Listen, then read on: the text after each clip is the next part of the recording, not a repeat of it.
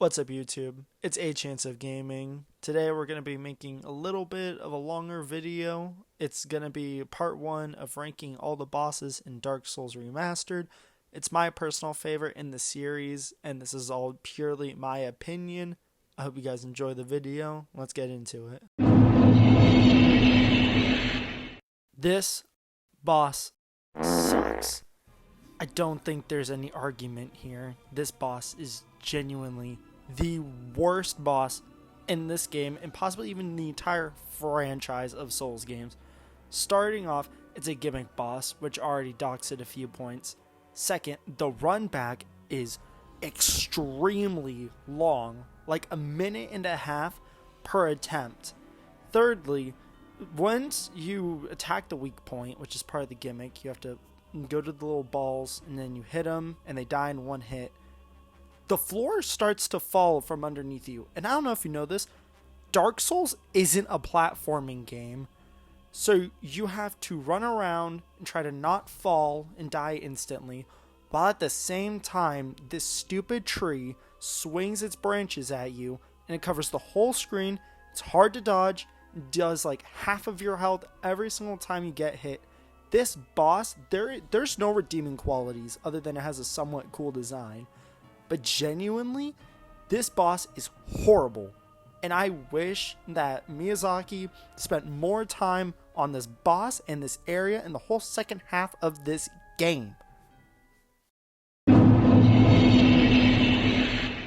immediate upgrade from the Bed of Chaos, I have the Capra Demon. I'm putting this boss this low because there's a lot of factors that bring this boss down, such as the really small arena, the added enemies to just make it more difficult, and the run back being quite tedious. This boss fight by itself isn't hard. The Capra Demon is well telegraphed and it's a fair fight, but the arena is just so small, and you factor it in with the dogs that cause blood loss buildup, and they're fast and they attack fast. Like, the boss isn't hard, it's the dogs in the arena that make the boss hard. And I'm not a fan of that, which is why I'm putting it this low on the list. I do feel the Capra Demon has a very cool design, and I really like the theme, but there's just too many factors weighing this boss down to justify putting it any higher than 25. Coming in at number 24, I have the Centipede Demon. The thing that puts this boss above the Capra Demon for me is the design. I really love how this thing looks. It looks cool, it looks menacing, it looks grotesque, it just looks awesome. But there are still a lot of factors bringing this guy down. Starting off with this arena, which is abysmal. You're surrounded by lava, you're stuck on this tiny little piece that you can fight on, and if you touch the lava, it destroys your health. There is no way you can survive unless you somehow cut off the Centipede Demon arms early and get the orange chartering, which good luck with that, because he can just camp you out with this attack that for some reason, he spammed on me multiple times in a row before finally getting close enough for me to hit him. This boss has so much going against it, but I feel that the design of this thing is what really puts it above the Capra Demon for me, because realistically, there's no way it could be lower than the Bed of Chaos.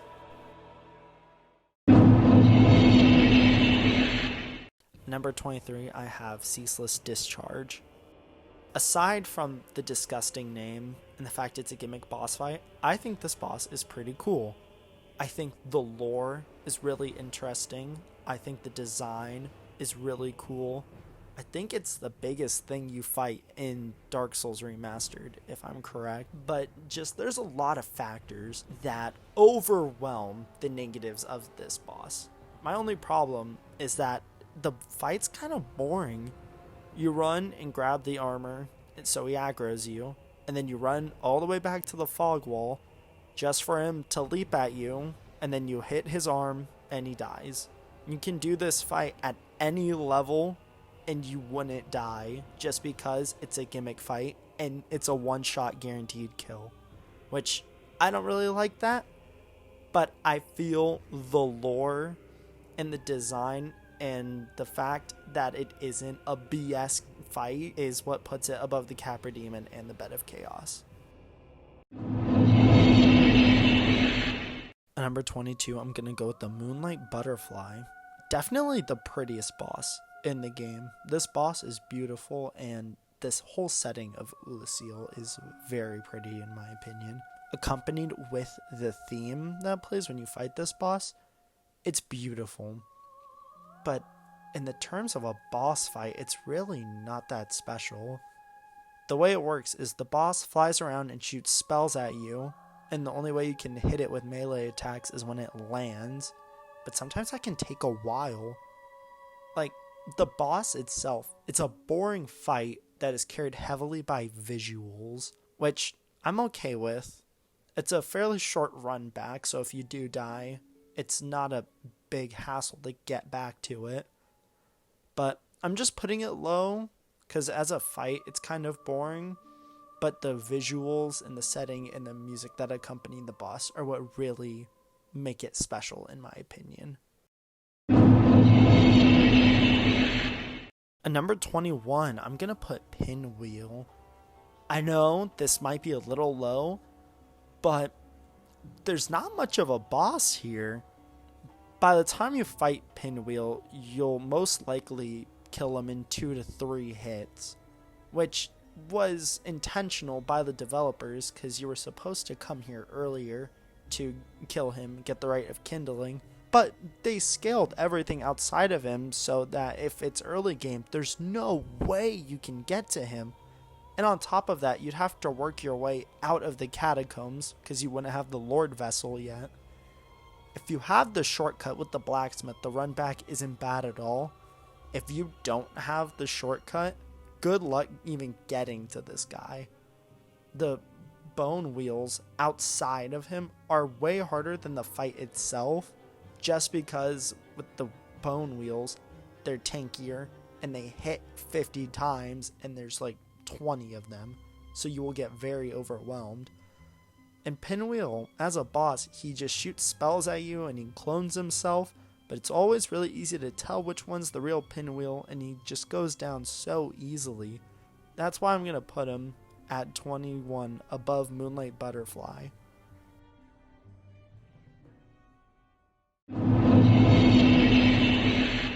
Another potentially controversial pick. I'm putting Dark Sun Gwendolyn at the number 20 spot, and here's why. I feel this boss has a very cool design. I think the lore is very good, and the theme is very good. But as a boss, it suffers like Pinwheel and Moonlight Butterfly, and the fact that it's kind of boring. The way this boss works is he'll stand in the middle of a hallway and shoot projectiles at you, and you have to wave in between the pillars to dodge the spells. You get in there, you hit him a few times, and then he just teleports away. And it's the same thing repeated over and over and over until you kill him, which as a gameplay mechanic just isn't fun. The boss feels kind of like a chore, but an easy chore. It's just one of those chores you don't want to do, but you could do it really quickly. But the run back is very quick. Like, it's a 5-second run back. There's a bonfire right outside the fog wall. And the theme is amazing. It's one of my personal favorites in the whole game. So that's why I'm going to put him at 20. So he's not bad, but he's definitely not good either. Number 19, I have the Stray Demon. I feel this boss suffers like the previous ones, and the fact that it's kind of boring. It's a reskin of the Asylum Demon, but it wields a staff now, and it uses explosive attacks that hit like a truck. This guy hits hard, and he's really tanky. But the design is the same, other than he now has a staff instead of a hammer. But it's still just, it's boring. The design is literally copy-pasted, and I don't like that. The run back isn't terrible. Going back to Undead Asylum is really cool, especially later in the game, going back and seeing where you started. But it's just uninspired. It literally felt like the devs just copy pasted the Asylum Demon, gave him a new attack, and called it a day. That's why I'm putting it at number 19. At number 18, however, I'm going with the Demon Fire Sage. Definitely the coolest design between the Stray Demon, Asylum Demon, and Demon Fire Sage. The fire effect is really cool. But as a boss, it's even worse than the Stray Demon because of the fact it's literally copy-pasted of the Stray Demon. It just has fire effects. It has the same moveset, it wields the same staff, it has the same base demon design, but now this one isn't optional. It feels like an obstacle that didn't need to be in your path, but they just put it there for no reason, just to increase the total number of bosses in the game, and I heavily dislike that. The only reason I'm putting it above the Stray Demon is just because it looks cooler. I feel the fire effects add a lot to this boss's ranking, just because that part feels somewhat fresh at least. And considering the fact it guards Lost Izalith, which was the birthplace of the demons, I feel it makes sense that it would appear more demonic and more powerful and intimidating. But all the factors combined are what put this boss at number 18 above Stray Demon. At number 17, I have the Gaping Dragon. This boss has one of the sickest designs in the whole game. I'm just gonna be honest with it. The intro cutscene make you think like, oh, what's this little guy coming out from the sewers? And then he stands on his hind legs and unveils the giant mouth on his stomach. And it's definitely, for early game, it is a terrifying experience. I remember the first time I played this game and I encountered this guy and I thought, there's no way I can beat this thing. But then the fight kicks in and it's a fairly standard boss fight. He has a lot of stomping attacks. He crawls around the arena. He has a slam attack where he flies in the air and then slams down. There's no fire, which I'm okay with considering the setting we're in. And I just feel it's a pretty solid boss to put at number 17. It has a cool design, and just all the factors combined, I think it deserves a solid ranking at number 17. Coming in at number 16, I have the Iron Golem. I feel the boss has a pretty cool design. It reminds me a lot of the Tower Knight from Demon Souls, for those who have played it. I feel the wind slash attack it has is cool and unique. It feels very intimidating. It's a very big boss that makes you think, like, how am I going to take this guy down? But the fight itself isn't too hard. He moves fairly slow. He does have this one command grab where if he does pick you up and you get unlucky with it, he'll just throw you off the building and you'll instantly die. But I do like how there's two ways to beat this boss. You can defeat him traditionally by just getting his health to 0, or if you attack his legs enough, you can knock him off the building. There's a fairly standard boss with a fairly standard run back, and I feel it's okay being put at 16th. At number 15, I have the Taurus Demon. Personally, I really like this boss. I think the design is cool. I think it's a very intimidating boss with his giant hammer and his giant demeanor. I like how this boss encourages exploring the arena, because if you turn around, you can find a tower which you can climb up to get a plunging attack off, which helps a lot in this fight. In addition, I feel he moves at just the right speed for the second boss in the game. It's challenging, but it's not impossible, and that's why I'm putting it at number 15.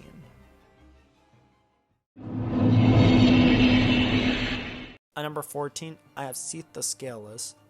This boss, in my opinion, is carried a lot by the lore and the design, because his design reflects his name. He is Seath the Scaleless, a dragon that was born vulnerable without the scales of his brothers, and that made him treated poorly amongst the dragons, which led to his betrayal and joining Lord Gwyn and teaching them the weakness of the dragons and developing those crystal sorceries and going mad with knowledge, which I think is a really cool concept in the FromSoft universe of characters going crazy with knowledge. But the boss fight itself isn't very good.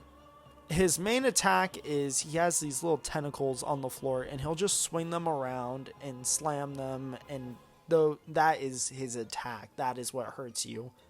And he also has this attack where he shoots crystals on the floor which curse you if you get unlucky to get caught in them, which cursing in this game is brutal. It'll reduce your health in half until you get a purging stone.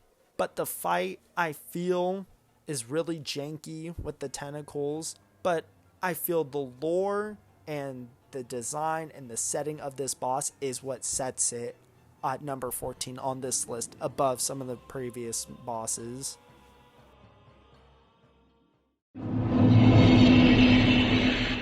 At number 13, I have the Sanctuary Guardian. I feel this is a very well balanced boss, which is why I'm putting it at number 13.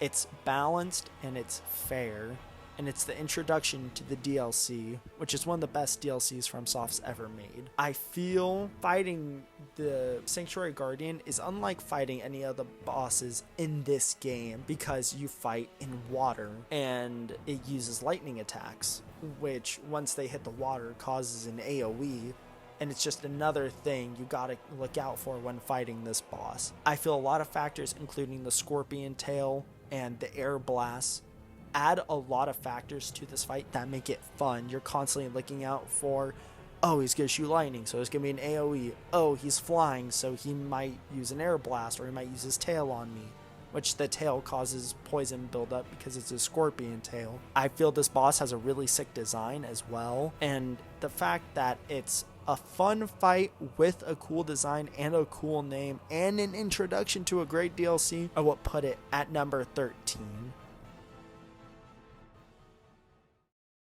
Thank you for watching my video. I know this one's a little longer, and hopefully in the future I can make more long form content like this. I'm very passionate about the Souls games and the games that I play, and I'm going to be making a part 2 follow-up to this where it's going to be number 12 through number 1. So stick around if you want to see what my number 1 favorite boss in Dark Souls Remastered is. That's all for today. Thank you for watching. Make sure to subscribe and click the bell and turn on notifications so you'll see when I upload my new video. Thank you all. Have a great day.